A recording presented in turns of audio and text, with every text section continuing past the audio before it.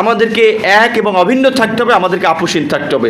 সেক্ষেত্রে আমি বিশেষ করে সরকারি আপনাদের এই প্রোগ্রামে আসার আরেকটা কারণ আছে আমি যেটা মনে করি যে এই সরকার আমাদের দুষ্ট প্রতিবেশী রাষ্ট্র বিদেশি অপশক্তির ইন্ধনে সহায়তায় চেষ্টা করবে সিভিল কু মিলিটারি কু করার জন্য।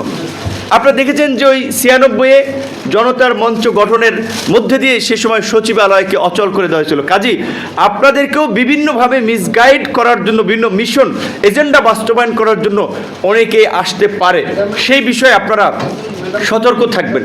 আজকে আমি যেটা বলেছি যে আমরা গভর্নমেন্টের সাথে এখন আছি, এই গভর্নমেন্ট ফাংশন না করলে ইলেকশনের মধ্যে দিয়ে আরেকটা গভর্নমেন্ট আসবে, কিন্তু যেই পতিত স্বৈরাচারী শক্তি যারা এইভাবে মানুষকে হত্যা করে বাংলাদেশ থেকে 28 লক্ষ কোটি টাকা এই যে লুটপাট করে দেশের বাইরে পাচার করে পাঠিয়ে দিয়েছে, বাংলাদেশের সমস্ত ব্যাংকগুলোকে আপনারা জানেন যে ব্যাংক এখন অনেক ব্যাংকের প্রতি মানুষ আস্থা পায় না, টাকা রাখতে চায় না, ইভেন ভালো ব্যাংকের প্রতি এখন মানুষের সন্দেহ জন্মাচ্ছে, কারণ এই চিত্রটা তারা বিশেষ করে ব্যাংকিং খাতের এই ভঙ্গুরতা, এই লুটপাট, মানুষ তার টাকা জমিয়েছে, এখন সে চিকিৎসা করাতে যাবে, টাকা পায় না, তার শেষ বয়সে সে একটু ভালো থাকবে, টাকা উঠাতে পারছে না এই দুর্বল ব্যাংকগুলোতে।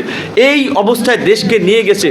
এই মাফিয়া গোষ্ঠী যদি আবার কোনোভাবে ফিরে আসতে পারে, এই বাংলাদেশকে কি বানাবে আপনারা একটা চিন্তা করতে পারেন? যেই মানুষ ক্ষমতায় থাকার জন্য এইভাবে আপনার এক মাসে এই 50,000 মানুষকে পঙ্গু করতে পারে, 1,500 মানুষকে হত্যা করতে পারে, এবং সবচেয়ে নির্মম এবং আমাদের সামনে উজ্জ্বলমান জল করছে সত্যটা হচ্ছে এই রকমের একটা নিকৃষ্ট গণহত্যাকারী খুনিকে আশ্রয় দিয়েছে আমাদের বন্ধু দাবি করা আমাদের প্রতিবেশী দেশ।